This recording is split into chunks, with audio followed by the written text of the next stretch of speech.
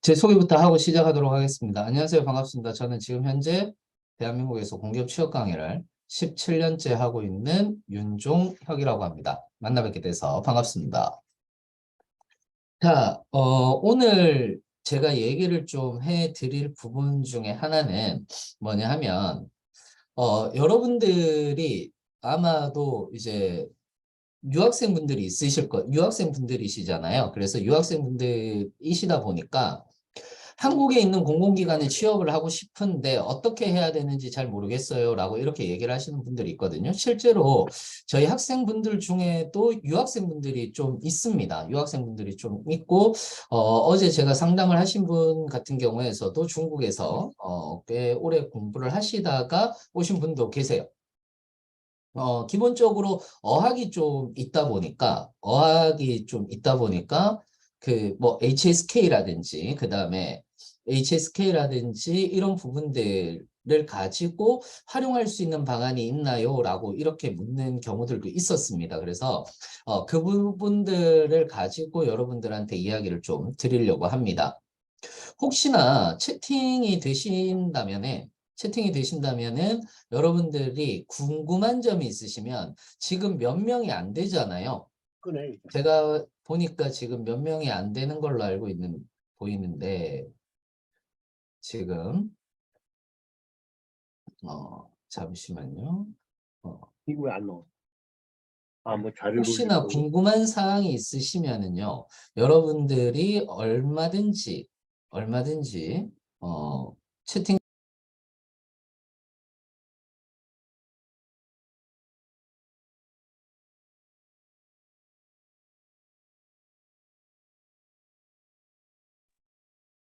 물어봐 주시기 바랍니다. 자, 그래서 그렇게 여러분들하고 같이 진행을 했으면 합니다. 자,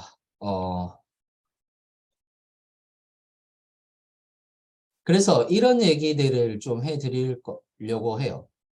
어떤 얘기를 하려고 하느냐면 2023년 여러분들은 어디에 투자를 할 것인가라는 건데 요즘에 이제 공공기관들 뉴스를 보시면은 아시겠지만은 공공기관들이 사실상 그, 그 많이 뽑지 않는다라는 이런 얘기들을 합니다. 그런 얘기들을 하다 보니까 우리 학생분들이 좀 위축돼 있는 경향이 있어요. 위축돼 있는 경향이 있는데 이렇게 생각하시면 됩니다.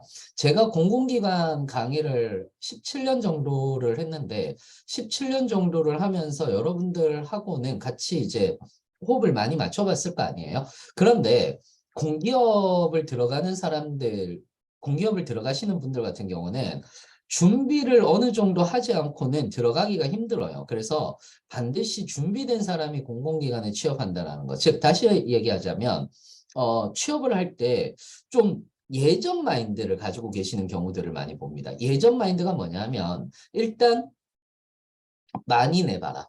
많이 지원을 해라. 그러면 그 중에서 하나는 걸릴 것이다. 이런 식으로 이제 얘기를 하는 분들도 좀 많으시고요.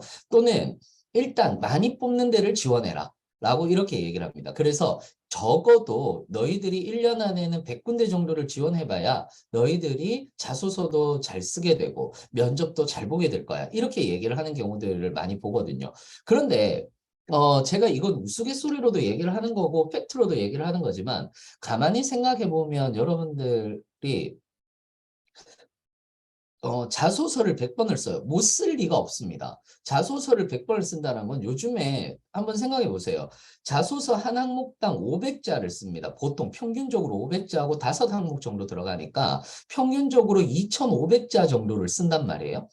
그러면은 2500자 정도를 쓰고 100번을 쓰면 몇 자를 쓰는 거냐라고 이렇게 얘기하면 25만 자 정도가 됩니다. 그러니까 책 한 권이 나오는 거예요.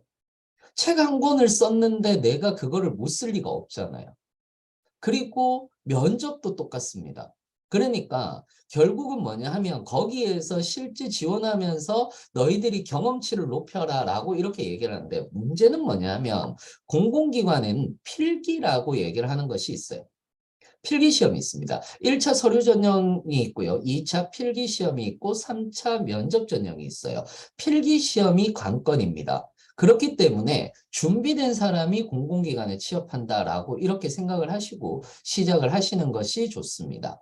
그 다음에 나를 위해 미래를 위해 투자를 했으면 좋겠는데 이게 무슨 말이냐 하면은 우리는 대부분 이제 어디에서 정보를 얻느냐면 커뮤니티라는 곳에서 정보를 얻기도 하고요. 그 다음에 유튜브라든지 이런 곳에서 정보를 얻기도 합니다. 그런데 이렇게 유튜브라든지 커뮤니티에서 정보를 얻다 보면은 개인적 정보들이 되게 많아요.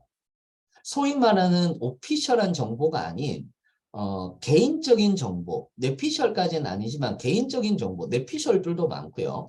그런 것들이 굉장히 많습니다. 그러니까 쉽게 얘기하자면 어떤 정확한 분석이 없이 나는 이랬어.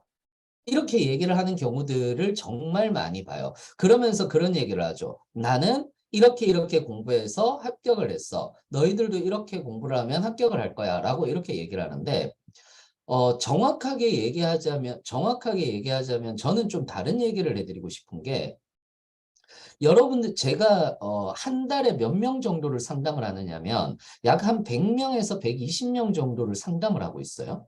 그런데 그 100명에서 120명 정도가 다 다릅니다. 정말로 싹 다 달라요. 그러니까 그 여러분들한테는 유명한 말이죠. 백화제방 백과쟁명. 그러니까 정말 N명의 사람은 N명의 정답들이 있는 거예요. 그러니까 정답은 사라졌어요. 그러기 위해서 내가 지금 현재 서 있는 기준, 내가 지금 현재 무엇을 해야 되는가, 하고 싶은 것 말고요. 해야 되는 것을 여러분들이 아는 것, 이것이 가장 중요하다라고 이렇게 여러분들한테 먼저 이야기를 해드리는 거예요. 그래서 이 부분에 대해서 여러분들한테는 좀 설명을 해드리도록 하겠습니다. 자, 그렇다면은 이렇게 생각해 볼게요. 우리나라에 있는 공공기관은 몇 개나 될까요? 우리나라에 있는 공공기관은 약 한 350여 개 정도. 요거는 알리오라는 사이트가 있습니다. 공공기관 알리오라는 그런 사이트가 있는데 그 알리오 사이트에서 내놓은 자료입니다. 내어놓은 자료예요. 그래서 2022년 공공기관 지정은 350여 개 정도가 된다라고 이렇게 여러분들이 보시면 되는 거고 공기업은 36개, 준정부기관이라고 얘기를 해서 근로복지공단이라든지 최진공, 국민체육진흥공단이라고 하는 곳이 있고요. 또는 장학재단이나 국제협력단 같은 경우가 94개가 있습니다. 그 다음에 그 외의 공공기관이 220여 개가 있는데 예를 들어서 한국문화재재단이라고 얘기를 하는 곳들이라든지 이런 곳들이 여기에 들어갑니다. 그래서 공공기관 같은 경우는 350여 개 정도가 있다라고 이렇게 생각을 하시면 돼요. 이렇게 얘기를 하면 우와 진짜 너무 많은 거 아니냐? 라고 이렇게 얘기를 하는데 실제로 여러분들이 지원을 한 시즌 그러니까 우리가 흔히들 취업 시장을 상반기 하반기로 나눠서 생각을 할 수가 있거든요. 상반기는 보통 2월부터 공공기관은 보통 2월부터 시작한다라고 생각하시면 돼요. 보통은 이제 평균적으로는 3월부터다라고 얘기하는데 2월 달에 공고가 뜨는 경우들이 있기 때문에 2월부터다라고 생각을 하셔도 무관합니다. 그래서 2월부터 시작해서 거의 한 6월 정도, 7월 정도까지, 6월 정도까지가 상반기. 그 다음에 8월 정도부터 시작해서 지금 한 11월 정도까지가 하반기라고 생각하시면 돼요. 적어도 12월 달까지는 시험을 치시는 경우들이 많습니다. 예를 들어서 지금 현재 한국전력 같은 경우는 12월 10일 날 필기시험이 있어요. 그러면 그 뒤에 면접 전형까지 있겠죠. 그러니까 12월 달까지 꽉 채워서 하반기가 끝이 나게 됩니다. 그래서 거의 공공기관은 상반기, 하반기를 나누기는 하지만은 이렇게 공백기가 엄청나게 많지는 않다라고 이렇게 여러분들이 생각을 하셔도 무관할 겁니다. 이해되셨나요? 그래서 상반기와 하반기로 이렇게 나눠진다라고 이렇게 생각을 하시면 되는데 상반기, 하반기 동안에 여러분들이 낼 수 있는 공공기관이 몇 개 정도가 되느냐라고 이렇게 얘기를 하면은 약 한 10개에서 15개 정도가 된다 이렇게 생각을 하시면 돼요. 그러니까 350여 개 정도를 내가 다 지원하는 것이 아니라 몇 개 정도를 한 10개에서 15개 정도를 목표로 삼고 준비를 하시는 것이 맞습니다. 아시겠죠? 자, 그러면은 이렇게 생각하시면 됩니다. 이게 지금 현재 자, 다시 갈게요. 요게 지금 현재 우리가 상반기, 그러니까 통계 자료를 아직까지 하반기 것까지는 못 뽑았어요. 하반기는 한창 시험을 치고 있는 분들이 많기 때문에 못 뽑았는데, 그렇게 생각을 하시면 될 것 같습니다. 뭐냐 하면은, 요런 메인 공기업 중에서 뭐 코레일, 석유공, 장애인 고용공단, 마사회, 민주화 운동기념사업회, SH공사, 농협은행, 중소벤처기업 진흥공단, 새마을공고, 문화재재단, 전략물자관리원이라든지 이런 곳들을 실제로 합격을 해서 들어갔습니다. 생각보다 많은 학생분들이 들어갔는데 이분들이 지금 현재 들어간 분들은 준비 기간이 어느 정도 되느냐? 아주 짧게는 3, 4개월. 그런데 중요한 건 뭐냐면 스펙 준비 기간 제외하고입니다. 스펙 준비 기간 제외하고 한 아주 짧게는 3, 4개월, 길게는 2년까지도 준비를 하고 들어가셨습니다. 자, 준비된 사람이 공공기관에 들어간다라고 얘기를 하는 이유가 여기에 있습니다. 이게 지금 현재 여러분들 보시면은 11월 달에 시험을 치는 기업들, 쳤던 기업들이라든지 앞으로 칠 기업들이 여기에 들어가 있습니다. 예를 들어서 이제 지금 26일 날만 보더라도 이번 주 토요일만 보더라도 소상공인진흥공단, 문화재재단, 도로공사 필기시험이 몰려 있고요. 그 다음에 12월 3일 날은 서울산업진흥원 필기가 있고 그 다음 주에는 한국전력 필기가 있습니다. 그 중간에 자소서도 써야 되고요. 그 다음에 목요일 날 한정 KDN 최종 발표도 있었고요. 이런 식으로 해서 거의 시즌이 되면 매주 시험을 치러 다녀야 돼요. 그러면은 공부할 시간이 있을까요? 사실은 이 달에는 공부할 시간이 거의 없다고 봐야죠. 왜? 자소서도 써야 되죠. 그리고 필기도 봐야 됩니다. 그러니까 공부할 시간이 생각보다 많이 없습니다. 무슨 말인지 아시겠죠? 공부할 시간이 많이 없으니까 어떻게 해야 됩니까? 미리 준비를 하셔야지 되는 거예요. 그래서 제가 말씀을 드립니다. 준비된 사람이 공공기관에 취업하는 거지 준비되지 않은 사람이 공공기관에 들어갈 수는 없다라는 거예요. 대부분 이제 우리가 이렇게 생각을 합니다. 많이 채용을 하면 나에게 기회가 많을 것이다 라는 이런 생각들을 많이 합니다. 자, 예를 들어 볼게요. 이렇게 생각을 하시면 됩니다. 한 개 기관에서 1000명을 뽑습니다. 그리고 100개의 기관에서 10명을 뽑아요. 우리는 어디가 더 기회가 많다라고 생각을 하죠? 전자. 그러니까 한 개의 공기업이 1000명을 뽑을 때 훨씬 더 많은 기회가 있을 것이다 라고 이렇게 생각을 합니다. 그런데 가만히 생각해 보면 이런 얘기, 그러니까 모순된 얘기들이 커뮤니티에 많이 돌아다니는 걸 보죠. 어떻게 이야기를 하느냐면 이런 얘기를 합니다. 자, 내가 나는 많이 내야 기회가 있어. 많이 채용을 해야 기회가 있어. 이건 사실상 모순된 겁니다. 공공기관 채용에 있어서는. 많은 기관들을 지원할 수는 있지만은 그렇게 많은 인원을 채용하지는 않습니다. 또는 많은 인원을 채용하는 공공기관들 같은 경우는 한두 개밖에 없습니다. 그러니까 결국은 어떻게 우리가 생각을 해봐야 되느냐 하면은 내가 집중해야 되는 것들이 지금 현재 무엇인지, 그러니까 그냥 낸다고 하는 것이 아니라 나를 위해 투자할 시간을 정확하게 여러분들이 보시면 될 것 같은데, 자, 본인의 기간 설정. 제가 초반에 뭐라 그랬습니까? N명에게는 N개의 시간표가 필요하고 N개의 그 어떤 솔루션이 필요하다라고 얘기했죠. 이게 저는 맞다라고 생각을 합니다. 왜냐? 가지고 있는 능력치가 대부분이 다 다르기 때문입니다. 본인의 기간 설정이 매우 중요합니다. 예를 들어 볼게요. 예를 들어서 지금 현재 제가 여러분들의 학과를 잘 몰라요.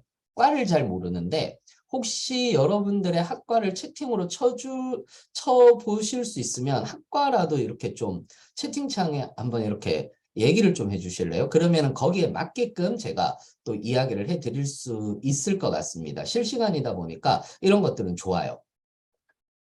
혹시나 하실 수 있으면 해주시면은 좋을 것 같습니다. 중국어과, 항공우주공학과, 네, 영문학과, 네, 또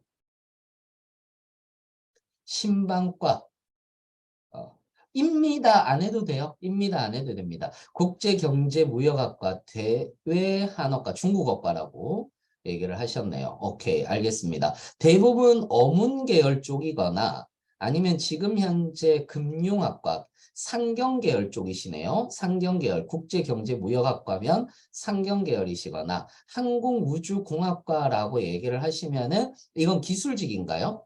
기술직, 기계 쪽이라든지 전기 쪽이라든지 이런 쪽이신 것 같아요. 맞나요? 중국어과. 오케이. 또 기술직 있으신가요? 기계, 그 다음에 전산, 전기 이쪽으로 준비를 하시는 분들 계신가요?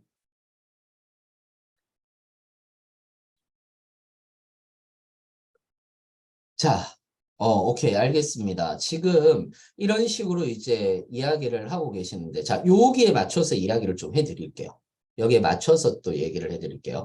본인의 기간 설정이 되게 중요하다라고 얘기를 하는 부분이 제가 뭐라고 얘기를 하느냐면, 자, 기계직 준비하시는 분은 반드시 무엇을 가지고 있어야 되냐면, 기사 자격증을 가지고 계셔야 합니다.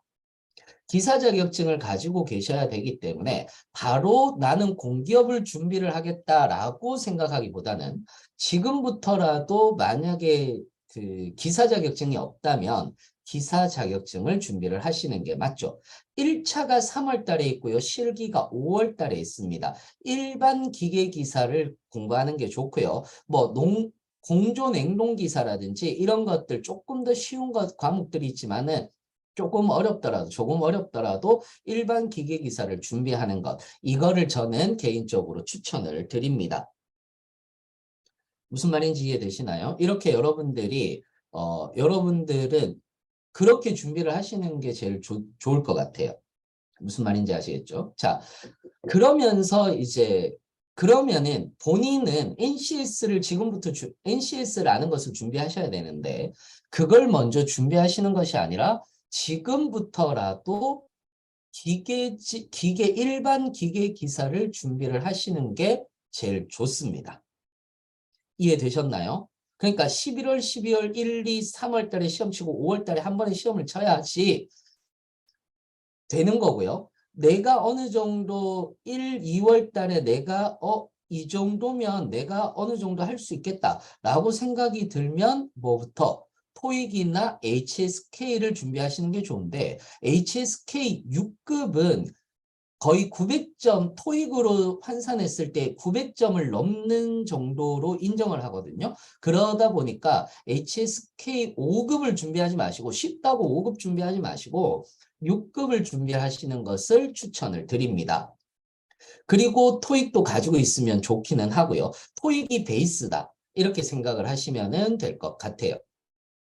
여기까지 이해되셨나요?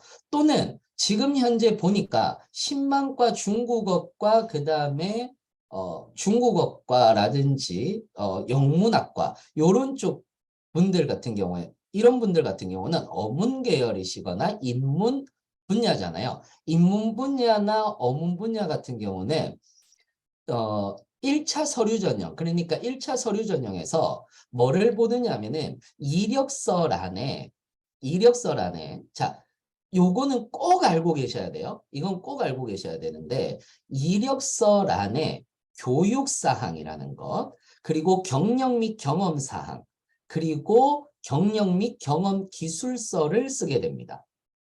이 세 가지를 써요. 그러니까 요즘에는 이력서에 사진 붙이고 하지 않습니다. 촌스럽게.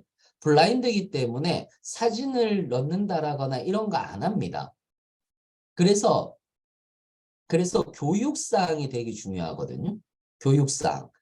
교육사항이 안 맞아요. 왜냐하면 대부분 공공기관 사무직에서 원하는 거는 상경이거나 아니면 법정 쪽이에요. 그러니까 행정, 법, 경제, 경영 쪽과 관련된 내용입니다. 그러다 보니까 뭐 회계라든지 통계라든지 이런 것들도 여기에 들어갑니다. 그러다 보니까 어문학 계열 같은 경우는 교육사항을 쓰는 경우들이 좀 없을 거예요. 교육사항을. 이해되셨어요? 교육사항을 쓰는 란이 채우기가 힘들 거예요. 근데 이거 채우셔야 돼요. 보통 5과목에서 10과목 정도를 채우시는 게 좋습니다. 몇 과목이라고요? 5과목에서 10과목 정도를 채우시는 게 좋다라고 이렇게 말씀을 드렸어요. 자, 그러면은 이건 그러면 어디서 듣느냐? 학교에서 듣는 것이 아니라 고용노동부 HRD 넷이라고 있습니다. 뭐라고요? 고용노동부 HRD 넷이라고 있습니다.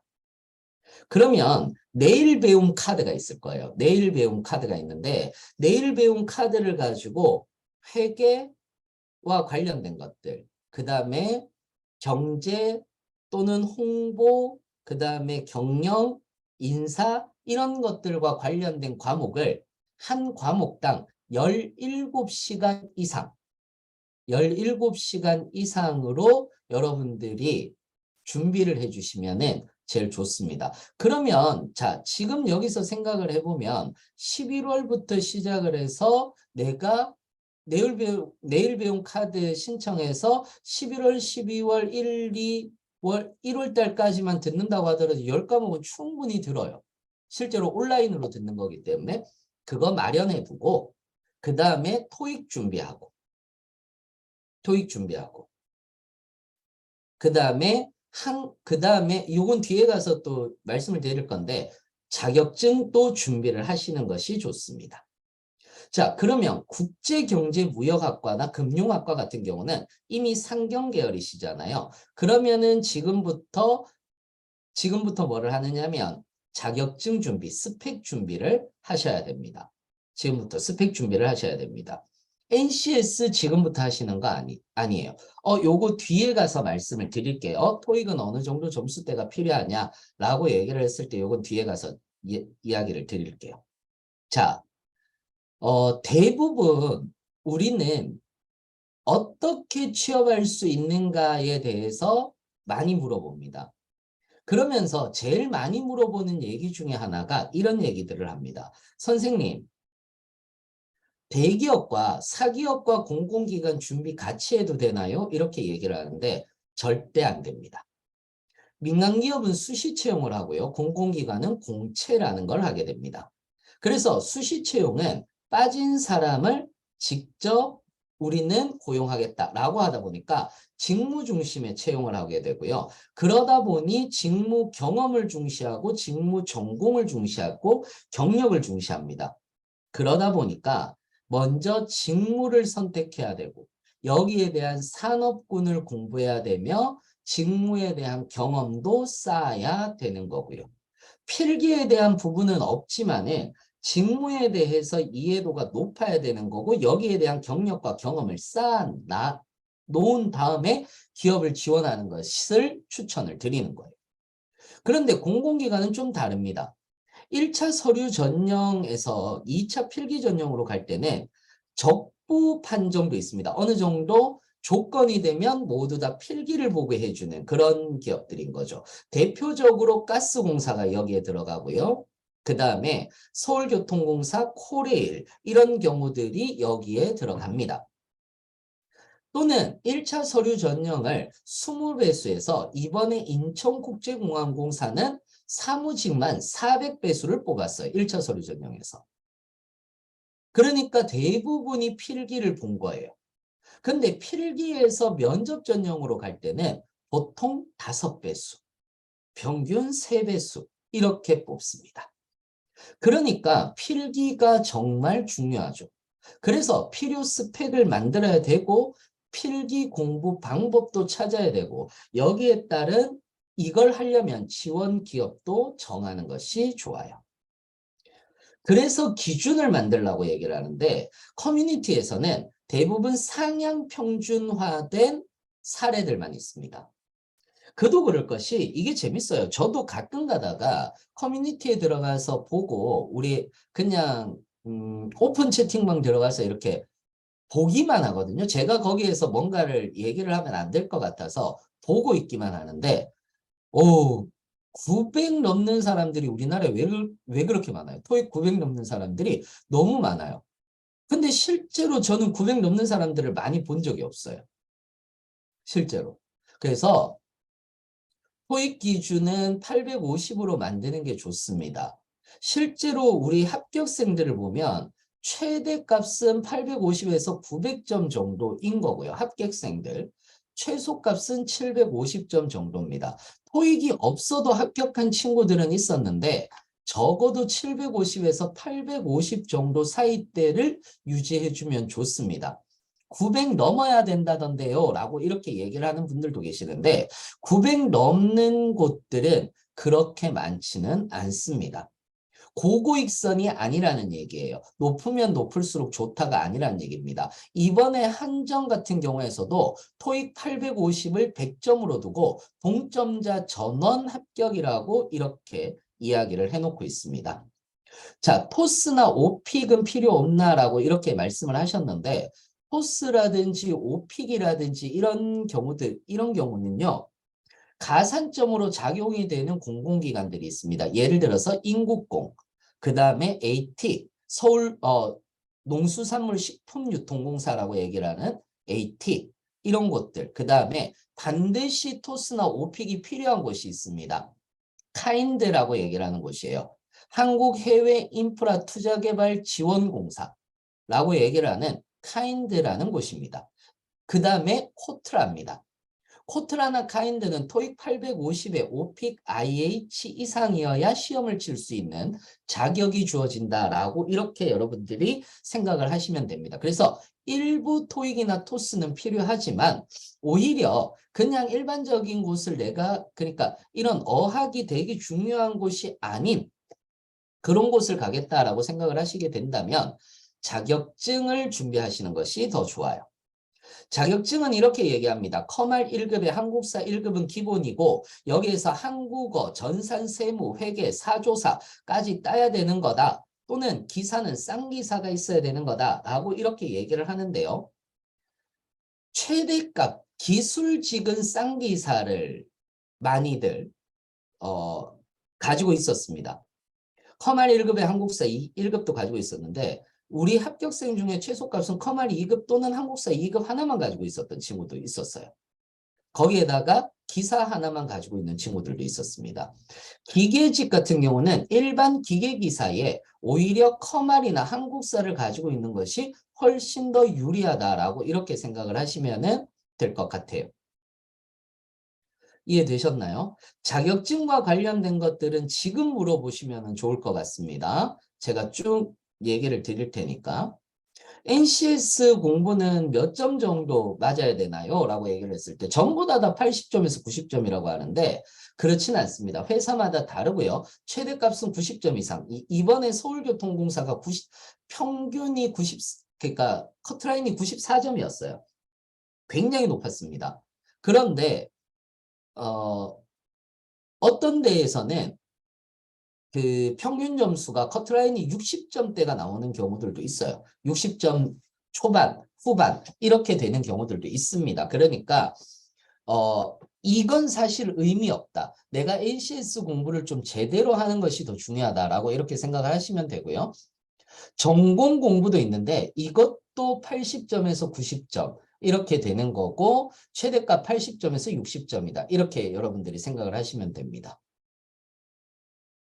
자, 경제무역 관련해서 추천해 주실 만한 자격증 종류가 따로 있을까요? 라고 이렇게 얘기를 하셨는데 경제무역 관련해서 추천할 만한 자격증은 없습니다. 대부분 이제 물류관리사라든지 이런 것들을 따려고 많이들 노력을 하시는데 만약에 예를 들어서 코트라라든지 또는 무역협회라든지 이런 곳들을 가시려면 오히려 토익 850에 오픽 IH를 가지고 있으면 코트라는 전부 다 시험을 치게 해주거든요. 그러니까 오히려 필기에 조금 더 주목을 하시는 것이 훨씬 더 좋다. 이렇게 생각을 하시면 될 것 같습니다. 단일 전공 경영학 보는 공기업을 생각 중이다라고 이렇게 얘기를 하셨는데 이분은 지금 이제 단일 전공, 통합 전공 이런 용어를 쓰시는 거 보니까 공기업 준비를 조금은 하려고 준비를 하셨나 봐요. 그러면은 단일 전공과 통합 전공의 난이도 차이는 얼마나 되냐라고 이렇게 얘기하셨는데 금융권은 좀 제외를 시켜놓고 보게 된다면 그 재무가 들어간다. 요겁니다. 그러니까 경영학을 택하신다라고 얘기를 하시면은 회계, 재무까지 보는 거거든요. 재무 회계까지 보는 건데 재무도 중급 재무 정도까지는 보셔야 되고요. 회계도 중급 회계 상까지. 그러니까 원가까지는 들어가진 않습니다. 원가 회계까지는 들어가지 않으니까 그렇게 보셔야 되고 계산 문제보다는 요즘에는 말 문제 중심으로 조금 나오고 있다. 이렇게 생각을 하시면 될 것 같아요. 기간은 보통 2년에서 3년을 잡는데 저는 최대값을 2년으로 잡으라고 합니다. 그 이유 중에 하나는 최대값을 2년으로 잡는 이유 중에 하나는 뭐가 있느냐? 말 그대로 2년이라고 얘기를 하면 토익 점수 한계선이잖아요. 딱 그 정도까지만 여러분들 잡으라고 이렇게 말씀을 드리는 겁니다. 이해되셨어요? 자, 그런데도 불구하고 나는 무엇을 할지 모른다. 이게 제일 중요한 건데, 자, 스펙을 준비해요. 지원하기도 하고요. 시험을 쳐보기도 하고, NCS 공부를 하기도 합니다. 가장 중요한 건 그러다가 잘 안 돼요. 열심히 하는데 잘 안 되면 제일 생각나는 것 중에 하나가 의심을 합니다. 또는 인턴이나 사회생활을 해보려고 합니다. 이때 멘탈이 무너져요. 안 됩니다. 여러분들이 스펙 준비하고 뭔가를 준비했다면 NCS 공부를 하기 시작을 한다면 쭉 하셔야지 합격으로 가실 수가 있어요.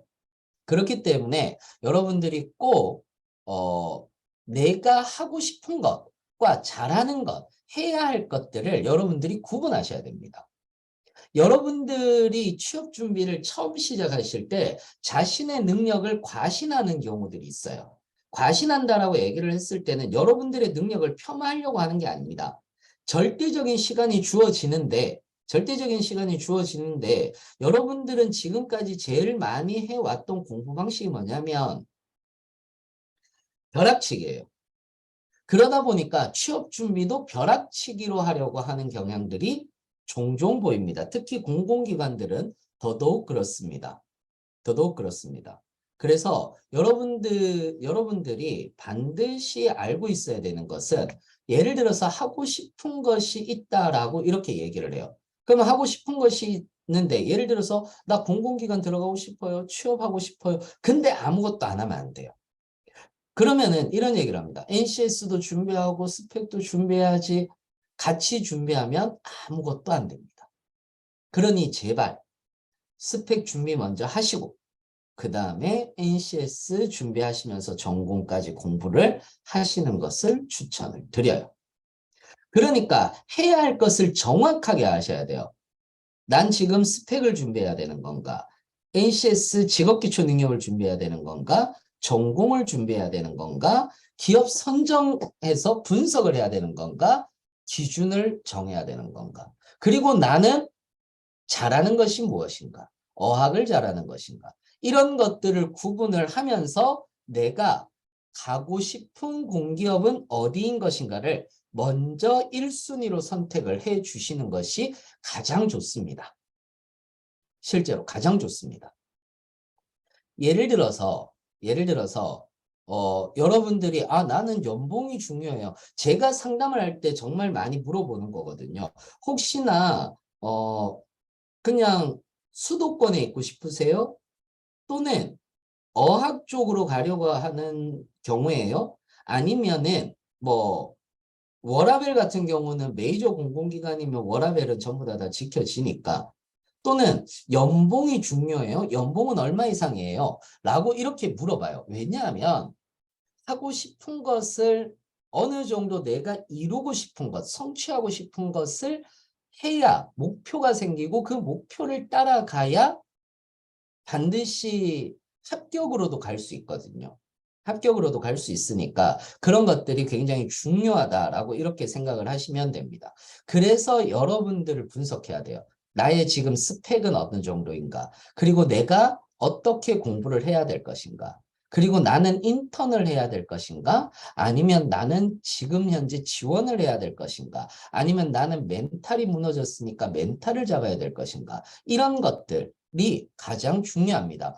어떤 친구는요, 오늘 방금 지금 강의 들어오기 전에 상담한 친구가 있었는데, 온라인으로 상담을 한 친구가 있었는데, 공무원 준비를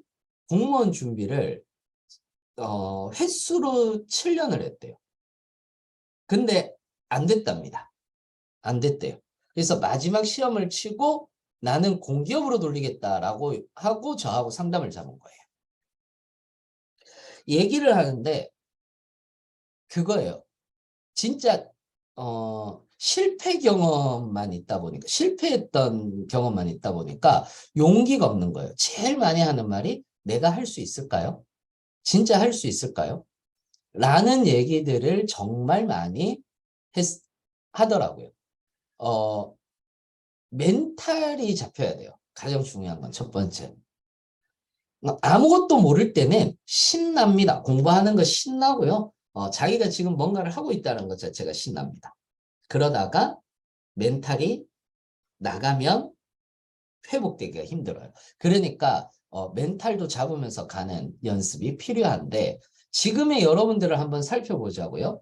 자, 기준을 정해드릴게요. 토익은 여러분들을 기준으로 했을 때 800에서 850 정도 잡으면 돼요. 토익을 베이스로 준비하는데 여러분들은 아무래도 중국어가 조금 더 유리하겠죠. 그래서 HSK도 가지고 있으면 좋습니다.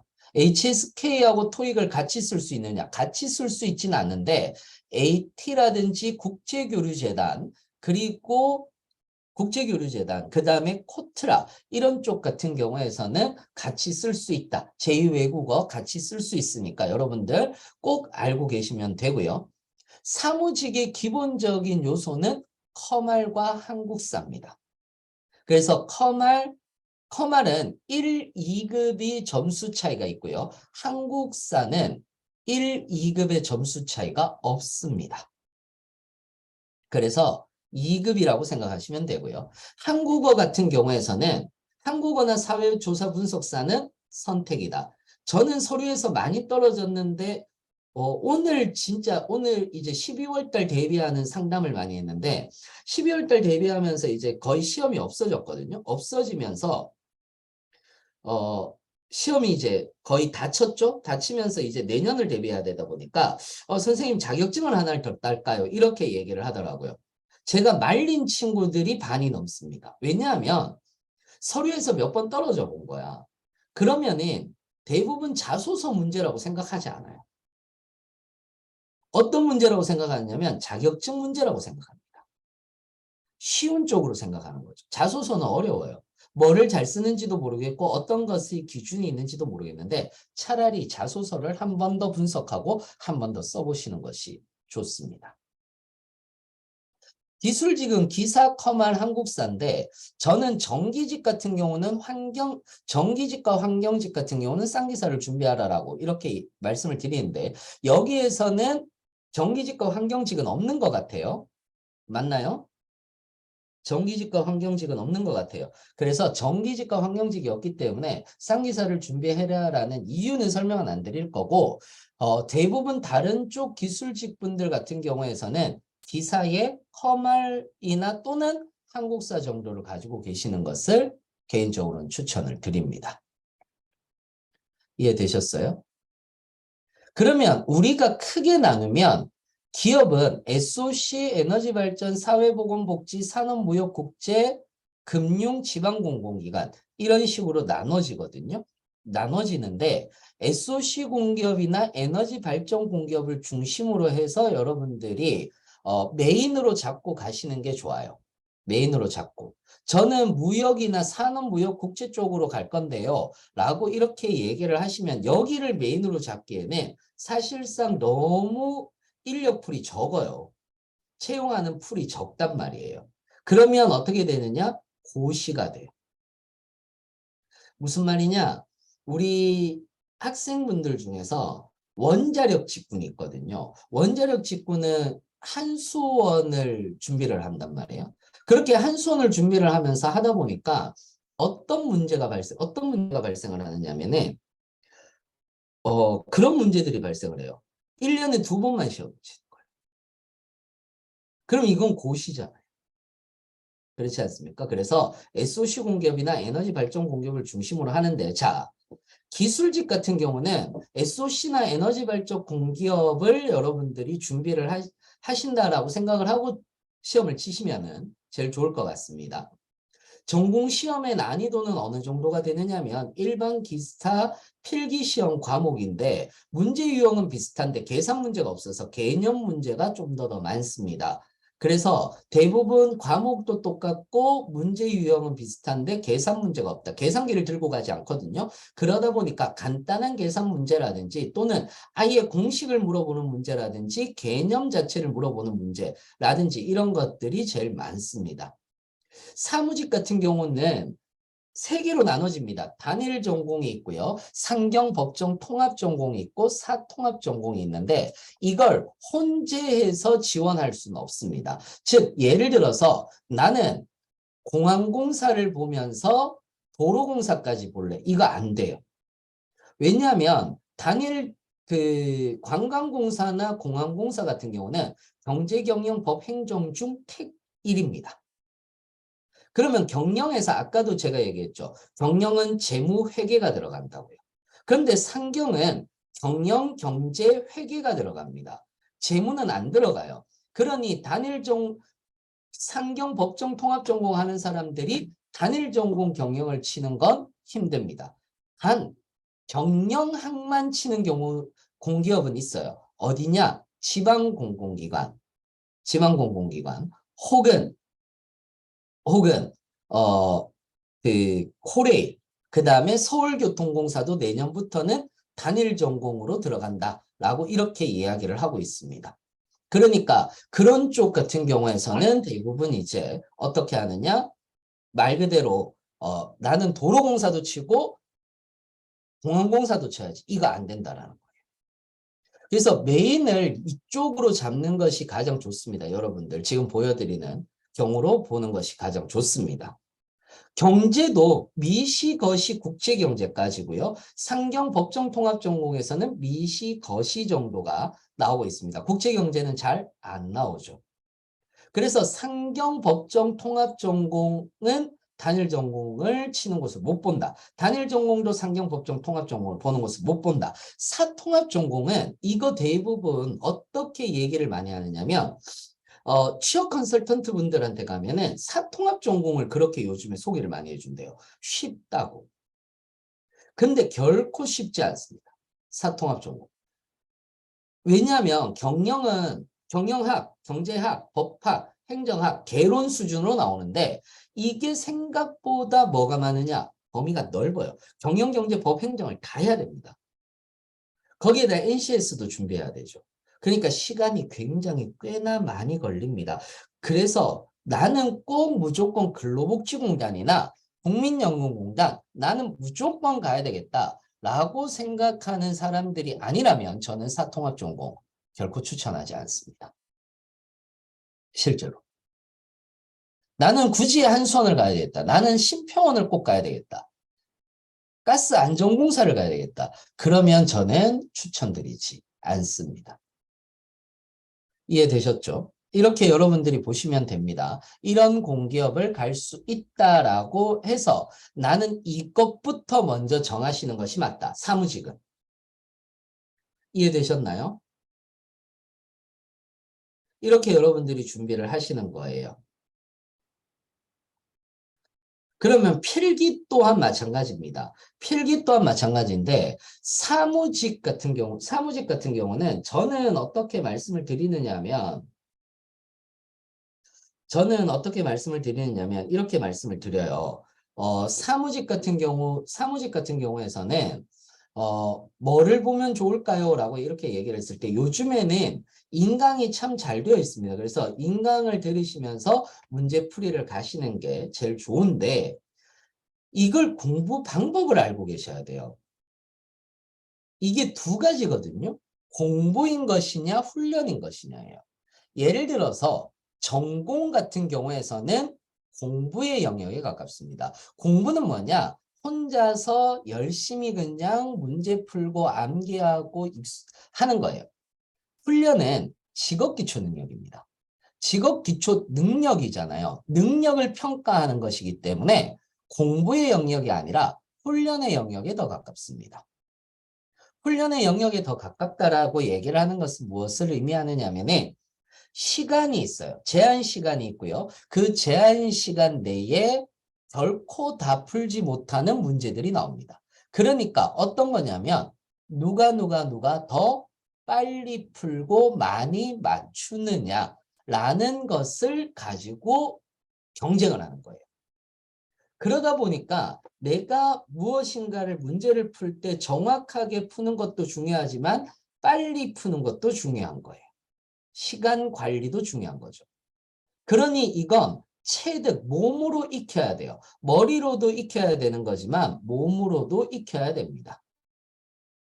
그래서 직업기초 능력은 10개의 능력이 있습니다. 이 10개의 능력을 다 보는 것이 아니라 다 보는 곳들도 있습니다. 중부발전이나 서울교통공사는 여기에 들어가는데 그 외에 나머지 공기업들은 세 과목 의사소통 수리능력 문제해결만 보거나 혹은 5과목 또는 7과목 이런 식으로 보게 된다라고 이렇게 생각을 하시면 될 것 같아요. 자, 그러면 어떻게 공부를 해야 되느냐? 직업기초 능력이라고 얘기를 하는 것은 제일 처음에 시작할 때 우리가 발목을 잡는 것이 수리입니다. 지금 보면은 어문 계열 쪽 분들이 수리를 못할 가능성들이 꽤 높아요. 무슨 문제가 나오느냐? 중학교 정도 수준의 문제가 나옵니다. 농도 문제, 일률 문제 이런 문제들. 자료 해석은 좀 다르지만은 응용 수리는 농도, 일률, 거속시 이런 문제들이 나와요. 이런 문제들은 기본적으로 풀 수 있어야 됩니다. 그래서 만약에 NCS를 공부를 하신다면 들어가기 전에 중학수학에서 나오는 일률 거속시 문제를 풀 수 있는지 확인해보고 내가 못 푼다면 이 정도는 내가 풀고 들어가야지 1차 방정식 정도는 내가 풀어야지 라고 생각을 하고 여러분들이 문제를 공부를 해주시는 것이 좋고요.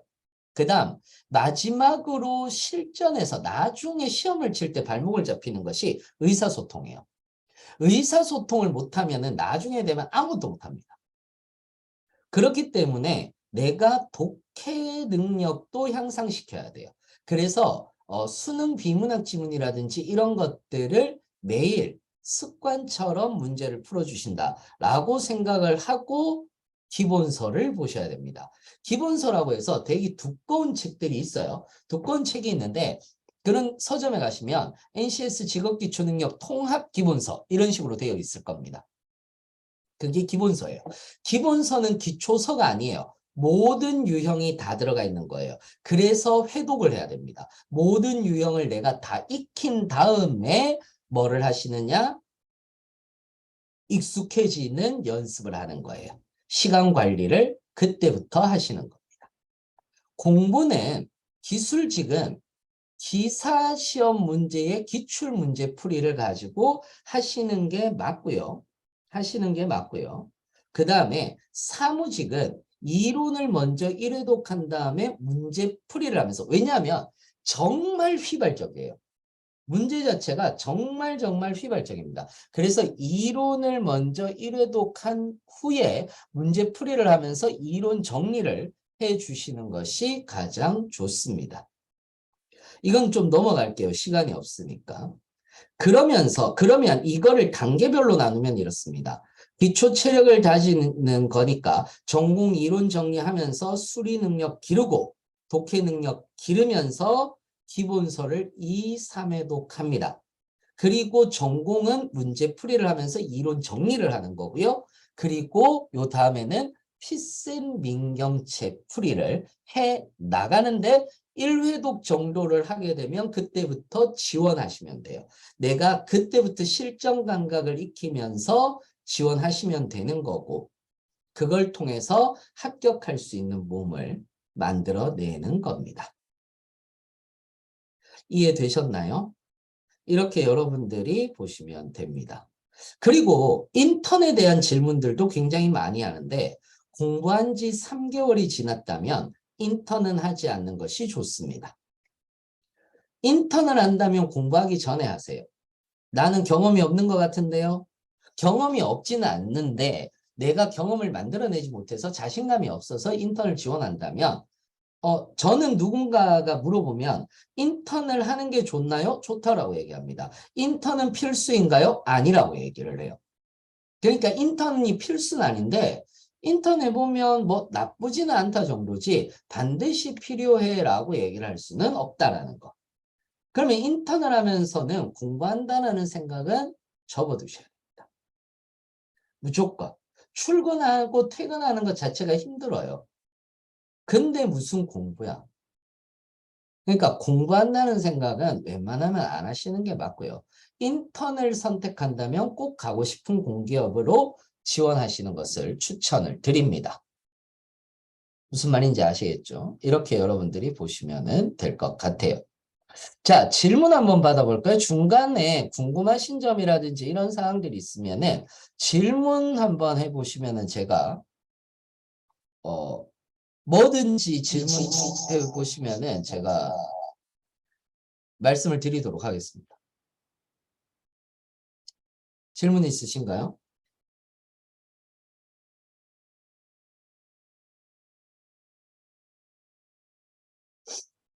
한 시간이라는 시간이 되게 짧네요. 그죠?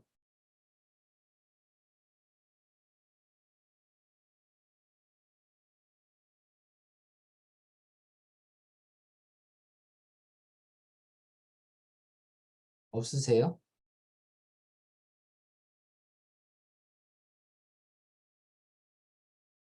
인국공 같은 경우 외국어 면접은 어떻게 준비해야 하나요? 라고 이렇게 얘기를 하셨는데 오히려 인국공 같은 경우 외국어 면접은 그렇게 어렵지 않습니다. 실제로 이제 외국인 분들이 자기소개해 보세요. 인국공의 사업에 대해서 얘기해 보세요. 정도의 질문을 합니다. 오히려 인국공 면접에서 제일 어려운 거는 상황 면접이에요. 인국공은 실제로 배우분이 나오세요. 배우분이 나와서 상황을 재현해 줍니다. 그리고 이걸 여러분들이 어떻게 대처할 수 있는가에 대한 부분들을 얘기를 하는 거기 때문에 그 부분이 조금 어렵다. 이렇게 생각을 하시면 될 것 같아요. 외국어 면접은 이제 제2외국어 면접 중에서는 중국어 면접도 있고 일본어 면접도 있는데 보통은 영어 면접으로 한다라고 이렇게 생각을 하시면 제일 좋을 것 같아요. 답변 되셨나요?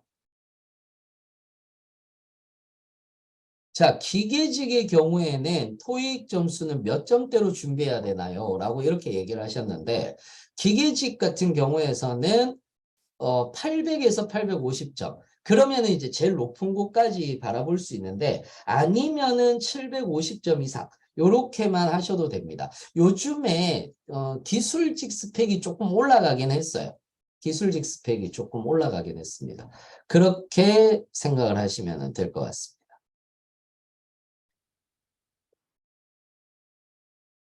또 질문 있으실까요?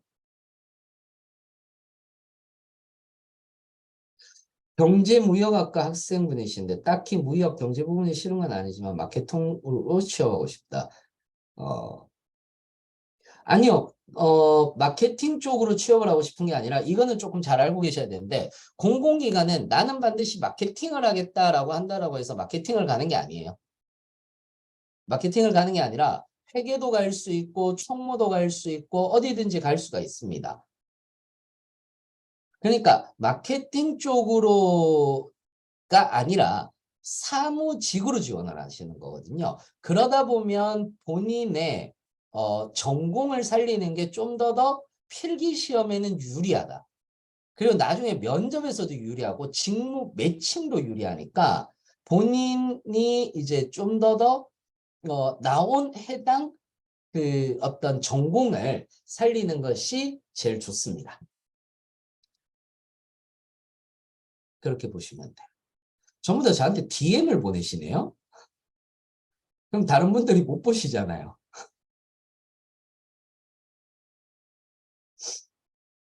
모듈형과 핏셋형의 가장 큰 차이점이 무엇인가요? 라고 이렇게 얘기하셨는데, 모듈형은 우리가 흔히들 얘기를 했을 때 NCS 사이트에 보시면은 워크북이라는 자료가 있습니다. 그 워크북이라는 자료에서 이론이 정리가 되어 있어요. 의수문자 뭐 이런 식으로 해서 자료들이 정리가 되어 있는데 그것을 얘기를 합니다. 그래서 좀 외워서 배경 지식을 가지고 있어야 풀 수 있는 것을 모듈형이라고 얘기를 하는 거고요. 핏셋 유형이라고 얘기를 하는 것은 요 근래에는 핏셋 유형이 그렇게 크게 의미가 없어지기는 했는데 독해가 좀 길어지는 것. 자료 해석이나 상황 판단이나 이런 것들처럼 좀 독해가 길다. 이렇게 생각을 하시는 것이 핏셋 유형이다라고 이렇게 보시면 될 것 같아요. 답변 되셨어요? 자, 이렇게 해서 여러분들하고는 정리를 좀 해드리도록 하겠습니다. 우리가 지금까지 얘기한 거는 기간 설정하고 기업 선정하고 매월 공부계획, 기업이 선정이 되면 공부계획이 나옵니다. 그래서 입사 지원하면서 합격을 하시는 거거든요. 그래서 저는 요 얘기는 좀 해드리려고 하는데 합격생분들이 너무 좋아하세요. 합격생분들이 좋아하는데 이분들이 어떻게 했느냐, 공부를 했느냐. 저는 최선을 다한다라는 말은 좀 잘못됐다라고 생각을 합니다. 최선. 우리는 대부분 최선이라는 단어 뒤에 숨어요. 무슨 말이냐면 너 최선을 다했니? 라고 이렇게 얘기를 하면은 난 최선을 다하지 않은 것 같아. 그래서 떨어졌어. 내가 최선을 다하기만 했으면 내가 됐을 건데. 최선에 어떻게 보면 숨는 경향이 없지 않아 있습니다. 떨어질 수는 있어요. 합격할 수도 있습니다. 그러나 좀 더 치열하게 살았으면 합니다. 저는 우리 학생분들이 짧게 들어간 친구들, 그 친구들은 정말 많이 치열하게 공부를 했습니다. 치열하다라고 얘기를 하는 것은 나에게 오늘 수고했다라고 스스로 얘기해 줄 수 있는 거예요.